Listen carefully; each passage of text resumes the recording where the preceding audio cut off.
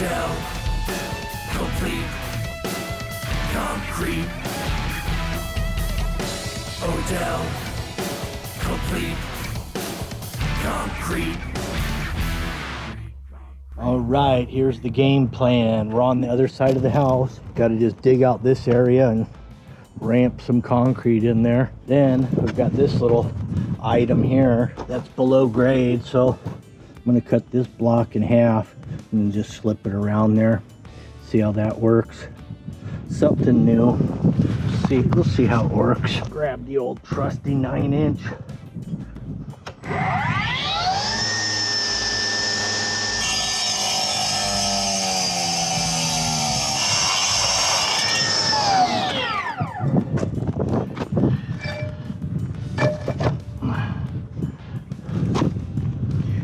There it is. Cut this way too.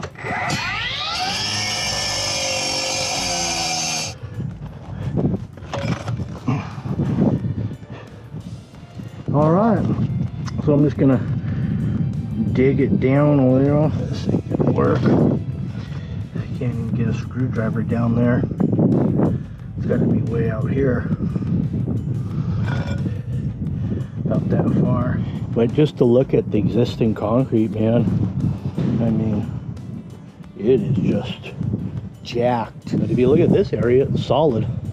From this cold joint up, very well done. But you can tell that two different people with two different techniques did these things. No reinforcement in this at all. That's a guarantee. We got a little tripper going on. We got a tripper right there. I'm kind of scared to drive a concrete truck over this and what might, it could even just sink out of town. So I think I'm going to bring the concrete truck down this good driveway, park it there, wheelbarrow it across here. Hi, David Odell with Odell Complete Concrete. What we have here is a 3-foot wide by 58-foot long area that wants to be filled in with concrete. The homeowner was not happy with the gravel. It was running out when it rained onto the lower patio because there's about a 3 to 4 inch difference in height from the left concrete to the lower concrete on the right. And that was her initial plan, was to have me put a step all the way along here at about 3.5, 4 inches. And I talked her out of that because it looked like that'd be a major trip hazard. And then we just ramped it down. Because, if you get people out here that don't know that there's a step here, maybe some visitors or something, or even at night, 3 inches is really hard to see. So we just going to ramp it down.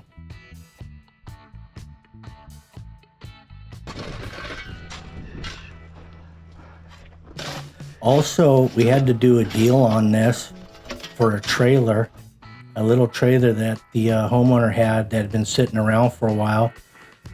We negotiated that I would trade this little project for the trailer itself.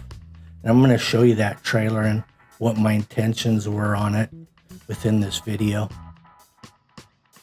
Now we can tie these two pieces of concrete together a couple ways. We can do rebar dowels. But what I'm going to do is this, I'm going to key it under both sides because this concrete on the left is in really bad shape. So don't want to dowel it in case it has to come out in the near future. So we're just going to key under it on both sides. Here's some of the excess dirt I'm piling up in front of this driveway. That's the entry for the concrete truck to come in. And I didn't want a little step up there when the load of a concrete truck hits it.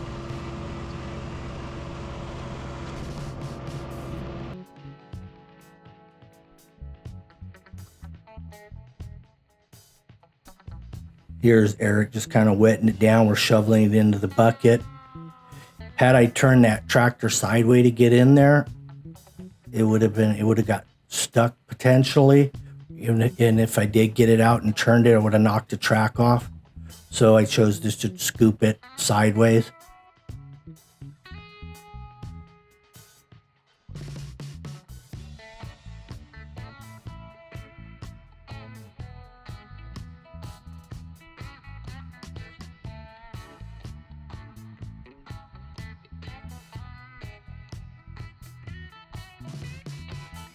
Hi, I just wanted to show you guys a little deal I made on this job, and it part of this trailer right here. So this trailer I negotiated within the deal because they didn't have enough money to pay for the job at the price that I gave them. So this trailer had been sitting around for a while. They don't use it anymore. But look at the wood, how it's cracked up. I think I can preserve that. But it's a nice looking trailer. Take a look at these kayaks right here. So what I did was I took the discount on the job, and then I negotiated the deal with Eric. He's gonna use this trailer. This is actually his kayaks, and he's gonna pay me back, you know, on probably, you know, maybe a little bit per job. I'll deduct from whatever I pay him. Kind of nice though, this trailer. I'm almost debating I might want to keep it myself because I have 2 quads, and this is really ideal for that. The way these pins come out, it drops down, folds into a ramp, so you can side load it. Also, you can also rear load. This folds down. There is no other ramps other than this. This gets you a nice ramp. You pull that out, flip that down. But yeah, I think it's got some potential.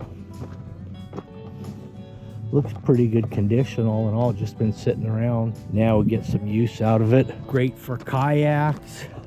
Also, it's gonna be good for, really good for Eric, because he likes to do moving on the side, moving furniture, you know, around, hauling furniture here and there locally. So he can probably rig some siding up on that, and then make furniture moving a lot easier. Well, part of the deal, the art of the deal, I like to call it. It's always perfect. That thing's running nice,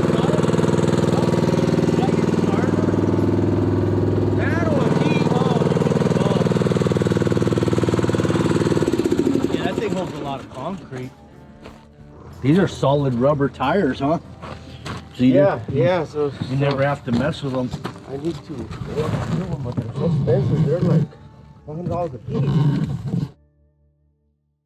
So Ephraim brought that little cart out, and this cart I actually used before I did my bucket conversion on my tractor. But that's what gave me the idea. When we started using this, I thought, wow, this thing's great, but I don't want to spend 10 or 15,000 on one of these. So what can I do? And I had the little mini tractor, so I said, well, why don't I just modify the bucket and kind of get that same effect? You know, and then I have one tool that can do more than just one thing. So that's what I did. I modified it, and I gave it a little test run in another video on my modified bucket on my little skid steer, and it works like a charm. I don't know if you've seen the video, but I'll put a link in the description in case you want to see that thing in operation.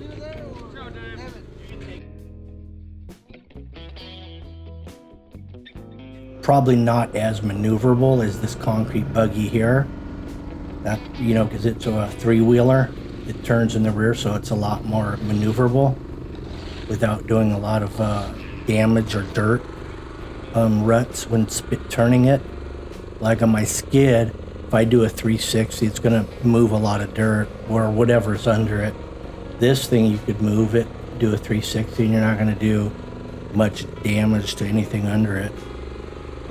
But he's got a full load. See how he's reinforced the bucket itself with a steel strap? Because the way he likes to load it, he needed that to hold it together, because these are plastic. This plywood, I happen to have at my house some extra plywood, so I brought these out just for this purpose. And it worked great. Hold the plywood up, dump against it. Keeps both concretes clean on both sides. Now, before we move that plywood, I gotta shovel it down. As soon as that plywood gets moved, if it was up that high, the concrete would run over the top of the existing concrete, and that we don't want. That's more cleanup.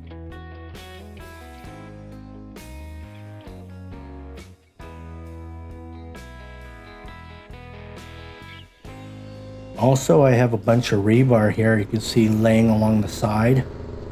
That I'm just going to drop in. I'm going to run 2 bars all the way down. Here's Hector on the rod board. I'm staying right behind him with my favorite shovel for moving concrete.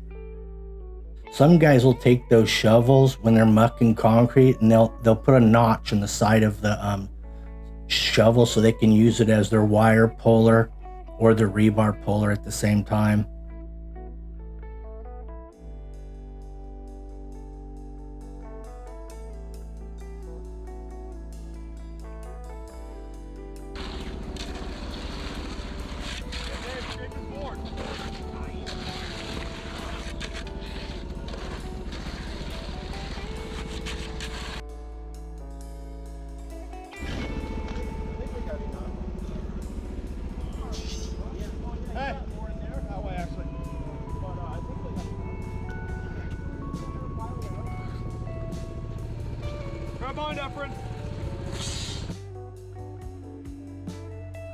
On that trailer, it's been a couple weeks, since I did this job, and I've decided that I'm going to keep the trailer because I was thinking, well, it's going to take Eric a long time to pay this thing off. It needs work. It needs registration. I got to work on all the running lights.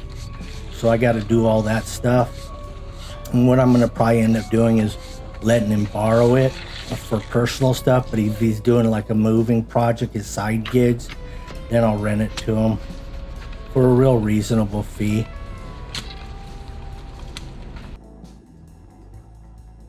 There's Jorge in the yellow. Eric's doing some minor cleanup.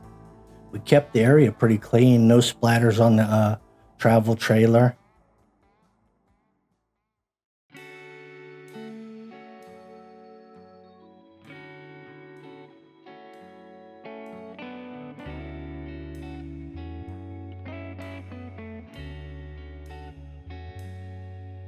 On the joining, I'm just gonna line them up with the saw cuts.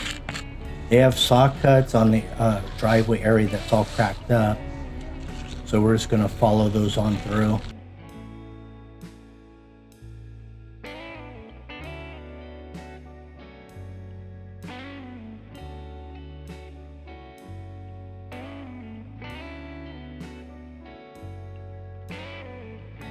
Now, before I put this strip of concrete in here, I ended up taking my laser level out here just to see where the water would run after I fill this up. And I determined that it's not going to run anywhere for the most part. It's going to all accumulate about the front of that table. See that table there at the front of the camper? That's where it's going to puddle, because that's kind of the lowest spot. It's not going to get that deep though. It's only going to probably get about 1 inch deep, and then it'll start flowing towards the back of the camper and then out. So it's not going to be too bad. We only get maybe 2.5, 4 inches rain max a year.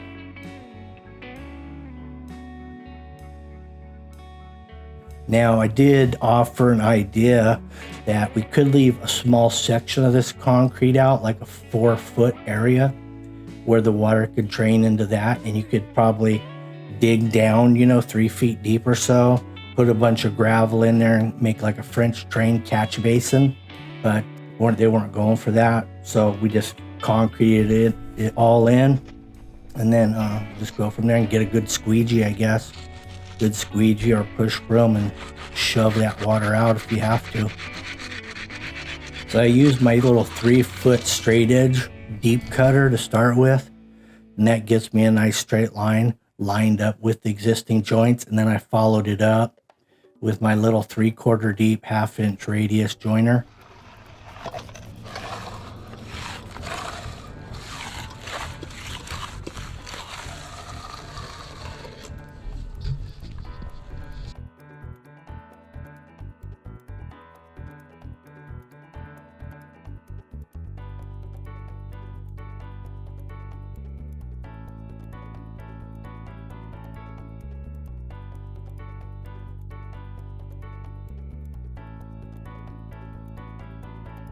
Here's your 1/2 inch walking edger, and I'm running it backwards initially just to clean the edge, and then I run it on the concrete. So first I run it backwards to clean the existing concrete, then I flip it around and edge the concrete.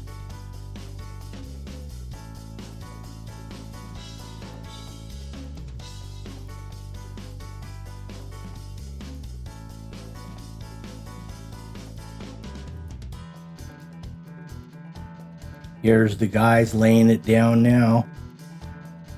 We got Hector, Jorge, and then we also have Jorge Jr.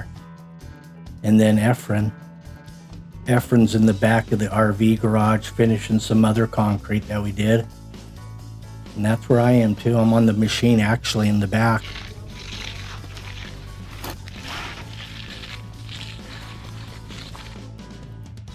So they did a really good job on this. You know, a lot of finishers, what I noticed is when they're putting two pieces of concrete together, you'll notice that the edges, a lot of times they'll be varying in height, like they won't be flush.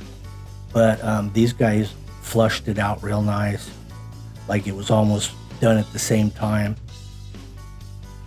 Nothing worse than marrying two pieces of concrete together and they're not at the same height. And it happens a lot.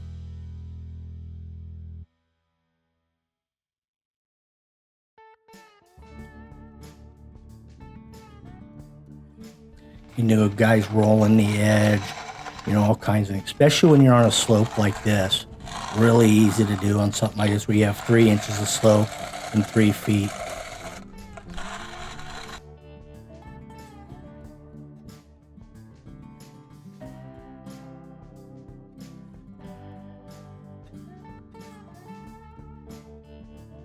Here's some drone action. And that's always exciting.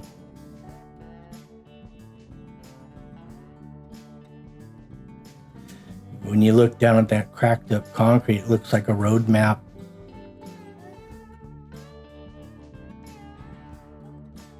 Here's the final broom.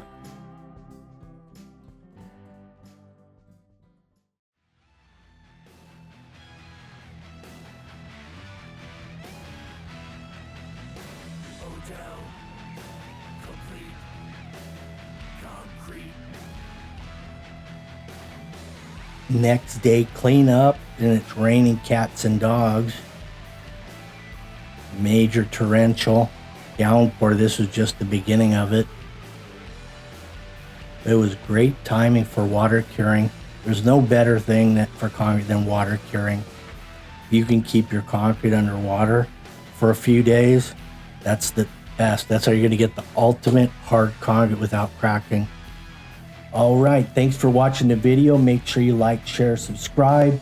If you have any questions concerning your future project or ongoing project, get me on consultation through my website at Odell Complete Concrete. Thank you. Bye.